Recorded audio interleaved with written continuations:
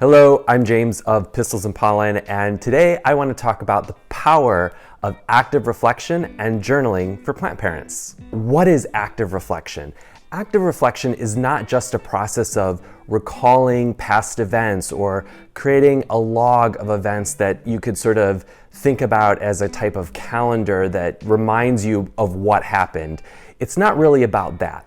The process of active reflection, for me at least, is a way to think about past events in my life critically and how I interacted with those events, how they shaped me, how I shaped the events in my life, and whether or not I'm happy with how that all worked out. How does journaling play into the process of active reflection that I use at the end of the year and beginning of my year?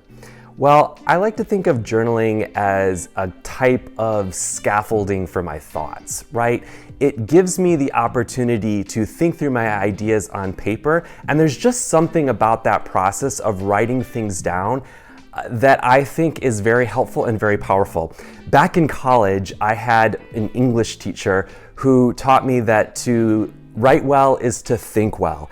And I think the reason she said that, or what she meant by that, at least as I interpret it, was that this idea of working through your thoughts on paper helps you to organize your thoughts in your mind. And so marrying this process of active reflection with critical writing, I think, is a very powerful technique for thinking about how the year has performed for you and how you have lived and experienced your past year of life.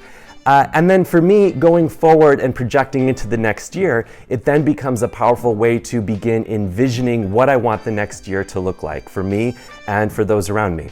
Now, what does any of this have to do with being a plant parent? Well, I think active reflection and journaling applies to just about any hobby or activity that we employ in our lives. So if you are a plant parent and you're somebody for whom collecting, caring for, and nurturing a house full of plants or an outdoor garden full of plants, if that's something that's important to you, then it's something that I think that it's important to reflect critically on and to engage in proactively. And so what I've done is created a 3-day reflection challenge for reflecting on the past year, and then a 3-day vision planning process for planning out the year ahead. So how do we begin?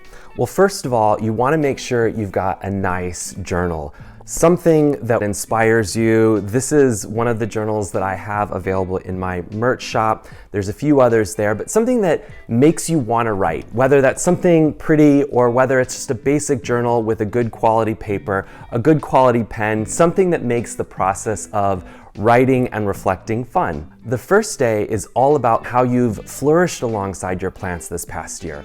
Maybe it was how you nurtured that fickle, fiddly fig in your collection, right? Or how you took a fern and you managed to keep it alive over an extended period of time. Basically, what have you done that you're really proud of in the past year? Day 2 is all about overcoming those thorny problems. Think back on a time during the past year where you were able to do something that you didn't think maybe you were able to do, right? Maybe you encountered a plant pest for the very first time. Maybe it was scale or thrips or some other mite that was affecting one of your most cherished plants. What did you do? How did you overcome it? What was that? What did it feel like to be able to successfully rid yourself of that plant pest? Day 3 is all about the valuable lessons that you might be able to prepare yourself for in the coming year. Reflecting on something that you wanted to do and weren't able to do and maybe don't want to do going forward is just as powerful as reflecting on the things that you didn't get a chance to do that you still want to do going forward. What is that one thing related to your plants? Maybe it's making a moss pole. Maybe it's trying a citrus tree for the first time. Something to challenge you going forward. Now you've gone through that process of reflecting on the year behind you. It's time to start thinking about the year ahead. Let's start envisioning what that year looks like together. Day 1 of my vision planning process for plant parents is all about aspiring. What is it you want to try that you've never tried before in your plant parenting journey? Maybe it's cultivating an uncommon plant variety, Or maybe it's adopting a more minimalist approach. Maybe you're ready to sort of move on to other goals and priorities, and it's about slimming down your collection so that you have the time and the energy and the focus to work on your work goals, your family life, traveling, that sort of thing. Or maybe you're really excited about taking it up a notch and trying some really new plants that have always been on your list, but you've been a little bit worried about whether or not you're ready to invest in those plants. Day 2 is all about cultivating habits for a lush future. Have you regularly scheduled out your plant checkups, or have you created a schedule in your work-life balance that allows you to fit in plant care tasks like watering or transplanting or seed starting for your outdoor garden? Have you created a lifestyle that allows you to focus on those things with a sense of joy, right? And preparation for an activity that you really want to do? Have you created the space and the set of habits that will allow you to be successful in those things that you've already decided that you want to do going forward in the year ahead? Day 3 is all about considering one new venture that will push the boundaries of who you want to become as a houseplant parent.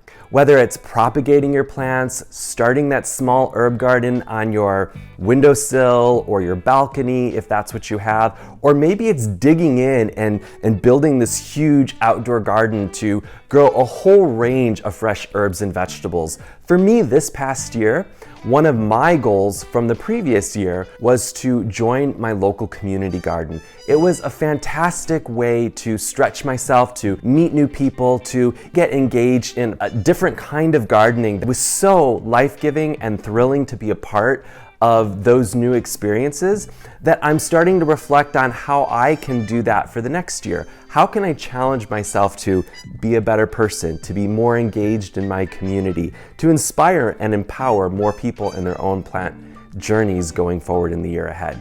What does that look like for you? What stretches you? What pulls you and pushes you just a little bit outside your comfort zone? Not in an overwhelming way, but in a good way that feels like it's an opportunity for growth. Now, if you've made it through all 6 days, through the 3-day end of year reflection challenge and the 3-day New Year vision planning process, congratulations. I am so proud of you, and I am so thankful that you have gone through that process, and in a way, we've kind of gone through it together. Now, one of the things that I love as a plant parent is the plant parent community. I invite you to join our online plant club community. We have circle chats, challenges like this, where you are invited to share your reflections and inspire others in their own plant care journeys. It's free to join, and it's a wonderful place to meet up with other plant parents, to share your successes, to share your wins, and to work through our challenges and struggles together as a community of plant parents, building indoor jungles all around the world. Congratulations on going through this process, and thank you so much for joining me in it. I cannot wait to hear how this last year has shaped you as a plant parent and what you are looking forward to and most excited about in the year ahead. I hope you'll reach out. I hope you'll share that with me and with our online plant club community. Thank you so much. Until next time, I'll see you later.